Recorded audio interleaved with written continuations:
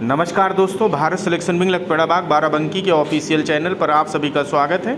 Dictation Ramdhari Gupta पत्रिका 2 प्रतिलेखन संख्या 22 स्पीड 80 स्टार्ट होगा 5 सेकंड बाद।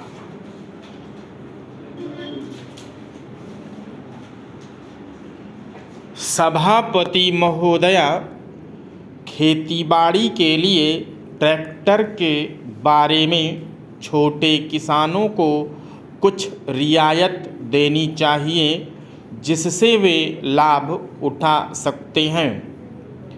आज ट्रैक्टर बहुत महंगे हो गए हैं। डीजल की महंगाई की वजह से आज आम किसान ट्रैक्टर नहीं खरीद पा रहा है।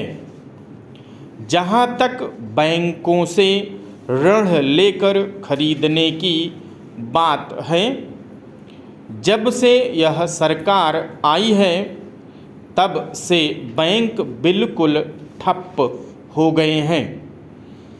आप हरियाणा में चले जाएं, वहाँ काम बिल्कुल ठप है। चौधरी साहब उप प्रधानमंत्री यहाँ बैठे नहीं हैं। जिस कमेटी में वे हैं उस कमेटी का मैं भी सदस्य हूँ। मैं जानता हूँ किसानों को कोई फ़ायदा नहीं होने वाला है। जिन किसानों से वायदा किया गया है उनका कोई काम नहीं हो रहा है। मैं आपसे कहना चाहता हूँ कि अगर आप किसानों को ऊपर उठाना चाहते हैं तो ट्रैक्टर की कीमत कम कीजिए, डीजल के दाम कम कीजिए, वरना यह जो कागज़ों पर है इस पर मैं यकीन नहीं करता हूँ। जो बड़े बड़े जमींदार लोग हैं वे खेत मजदूरों से काम कराते हैं और भूखंडों में दर्ज नहीं होने देते हैं।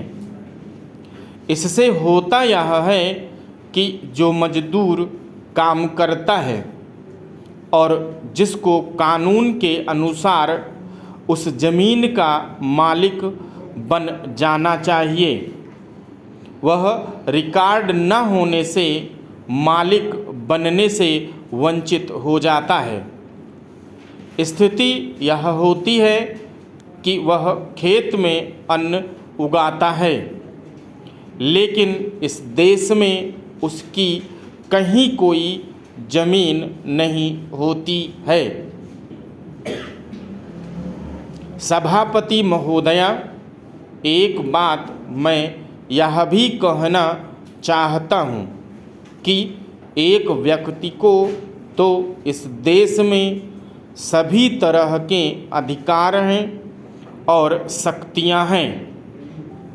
वह IAS अफसर भी बनकर नौकरी और जमींदारी भी करता है। उसी परिवार का एक व्यक्ति संसद सदस्य बन जाता है और इस प्रकार से देश की सेवा करने के नाम पर सारा खानदान मौज लूटता है। किंतु दूसरी ओर इस देश में गरीब खेत मजदूर हैं जिनको कोई अधिकार नहीं है, जिनकी इस देश में कोई ज़मीन नहीं। ऐसा क्यों? इसका कारण यही है कि आपने निर्धन लोगों की आर्थिक स्थिति मजबूत नहीं की।